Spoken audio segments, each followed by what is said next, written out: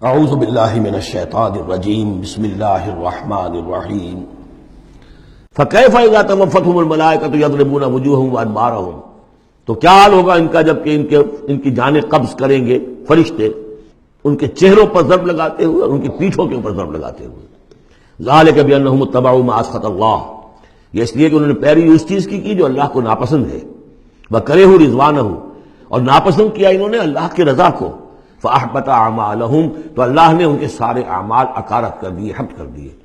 یعنی اب تک انہوں نے حضور کے پیچھے نمازیں جو پڑھی ہیں اور جو بھی کوئی نیکیاں کی ہیں، اب جب مرحلہ آ گیا ہے قتال کا اور یہ جی چرا رہے ہیں، تو گویا کہ وہ سارے ان کے اب تک کے جو اعمال ہیں وہ حبط ہو جائیں گے۔ ام حسب الذین فی قلوبہم مرض ان لن یخرج اللہ اضغانہم، کیا سمجھا تھا ان لوگوں نے کہ جن کے دلوں میں یہ روگ ہے کہ اللہ تعالیٰ ان کے کھوٹ کو ظاہر نہیں کرے گا، وہ اپنے کھوٹ کو اندر جو نفاق کی بیماری لیے پھرتے ہیں اس کو چھپائے رکھ سکیں گے؟ انہوں نے یہ سمجھا تھا، اللہ تعالیٰ نے تو اسے واضح کرنا تھا، فَلَيَعْلَمَنَّ اللَّهُ الَّذِينَ آمَنُوا وَلَيَعْلَمَنَّ الْمُنَافِقِينَ۔ تو ام حسب الذین فی قلوبہم مرض ان لن یخرج اللہ اضغانہم، انہوں نے یہ سمجھا تھا کہ اللہ تعالیٰ ان کے کھوٹ کو، دلوں کے کھوٹ کو علم نشرہ نہیں کر دے گا۔ وَلَوْ نَشَاءُ لَأَرَيْنَاكَهُمْ، اور اگر ہم چاہیں تو اے نبی آپ کو دکھا دیں کہ یہ ہیں وہ لوگ، فَلَعَرَفْتَهُمْ بِسِیمَاهُمْ، آپ ان کے چہروں سے انہیں خود ہی پہچان لیں گے۔ ظاہر بات ہے کہ صادق اور ایمان شخص کا چہرہ اور ایک منافق کا چہرہ، انسان کے قلب کی کیفیت جو ہوتی ہے وہ تو چہرے کے اوپر جو ہے، face is the index of mind, ذہنی کیفیت جو ہے، قلب کی کیفیت جو ہے وہ چہرے پر ہوتی ہے۔ فَلَعَرَفْتَهُمْ، تو آپ پہچان ہی چکے ہیں انہیں ان کے چہروں سے، وَلَتَعْرِفَنَّهُمْ فِي لَحْنِ الْقَوْلِ، اور مزید آپ پہچان لیں گے انہیں ان کی گفتگو کے ڈھب سے، انداز سے۔ گفتگو میں بھی ظاہر بات ہے کچھ چاپلوسی کریں گے، کچھ ہیر پھیر ڈالیں گے۔ ایک مخلص آدمی کی گفتگو اور ایک اس طرح کے شخص کی گفتگو، زمین و آسمان کا فرق ہوتا ہے۔ واللہ یعلم اعمالکم، اللہ تمہارے اعمال کو خوب جانتا ہے۔ وَلَنَبْلُوَنَّکُمْ حَتَّى نَعْلَمَ الْمُجَاہِدِینَ مِنکُمْ وَالصَّابِرِینَ، اور ہم تو لازماً آزمائیں گے تمہیں، یہاں تک کہ ہم، ترجمہ تو ہوگا ہم معلوم کر لیں، ہمیں علم ہو جائے۔ لیکن چونکہ اہل سنت کا عقیدہ یہ کہ اللہ کا علم تو قدیم ہے، تو یہاں ہم اس کی ترجمانی کرتے ہوئے کہتے ہیں ہم ظاہر کر دیں گے اس کو، تاکہ سب کے علم میں آ جائے، سب دیکھ لیں۔ ہم آزمائیں گے تمہیں یہاں تک کہ سب دیکھ لیں کہ مجاہدین کون ہیں تم میں سے، حتی نعلم المجاہدین منکم والصابرین، اور وہ جو صبر کرنے والے ہیں۔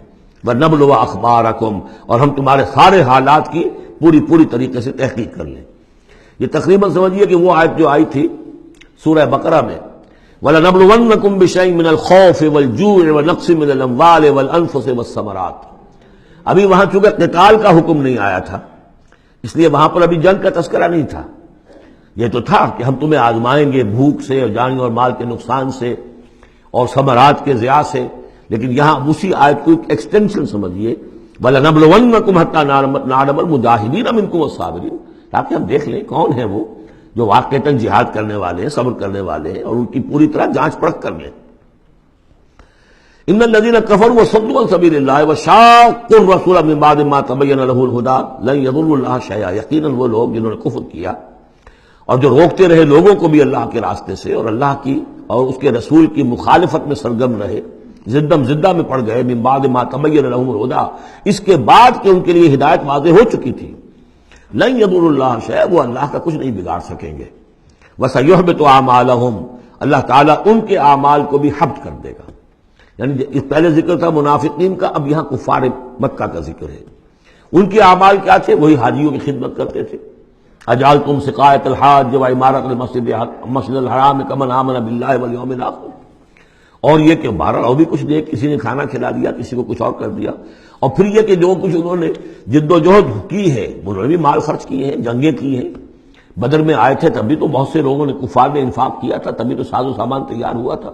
900 اونٹ لے کر نکلے تھے، روزانہ ایک دن 10، ایک دن 9 اونٹ تو ذبح ہو رہے تھے وہ فوج کو جو کھانا کھلانے کے لیے، تو آخر لوگوں نے کنٹریبیوٹ کیا تھا، تو یہ سارے اعمال ان کے اکارت چلے گئے۔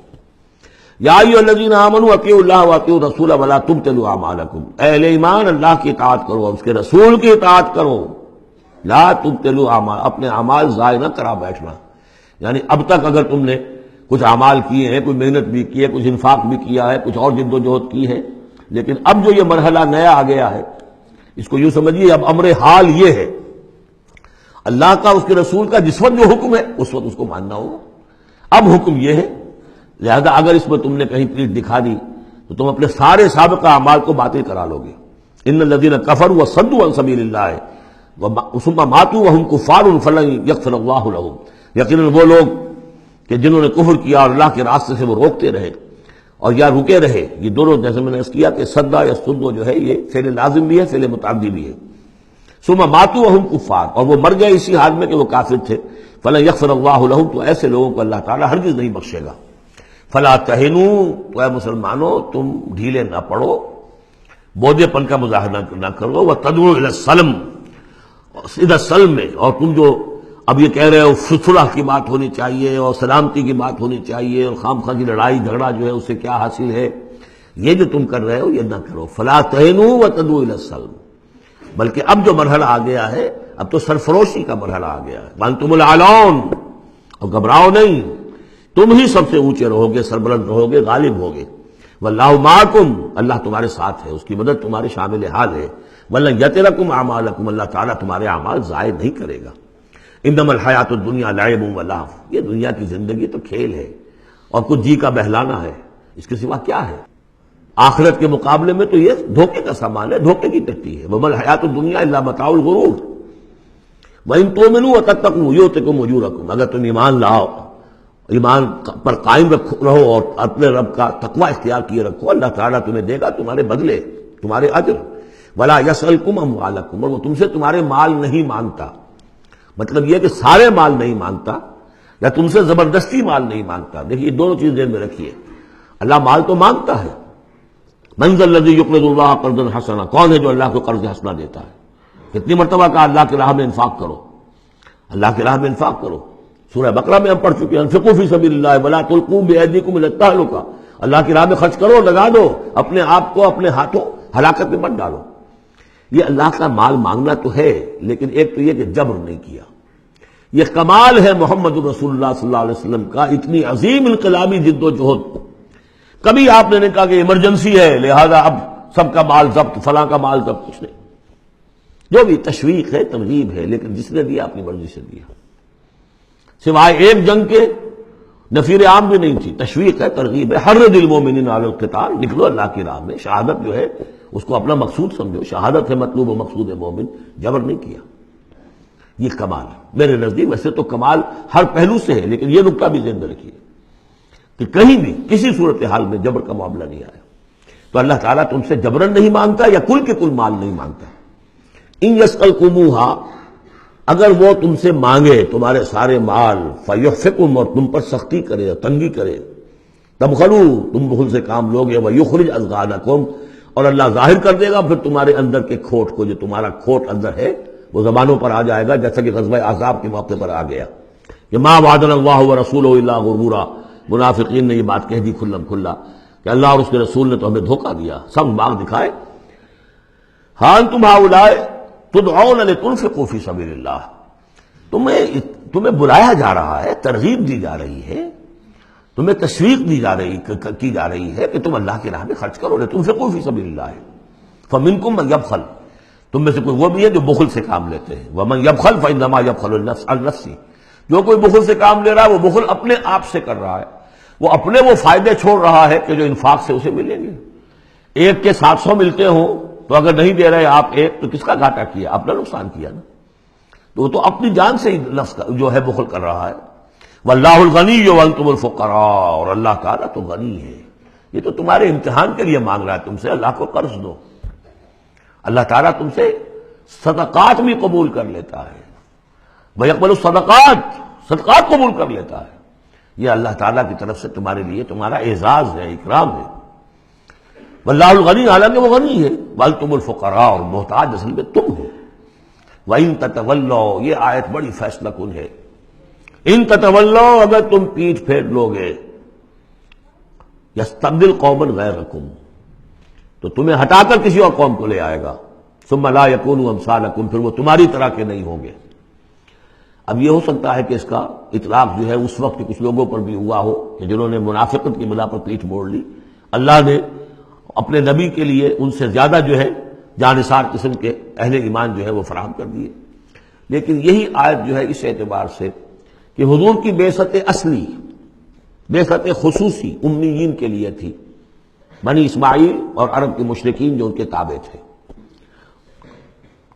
ان کے لیے یہ کہ یہ بات ان سے کہی جا رہی ہے کہ اب تمہیں سے امت بنی ہے، امت المسلمہ کن سے بنی ہے؟ اس کا نیوکلیس اہل عرب، وہی امت عرب کے لوگ۔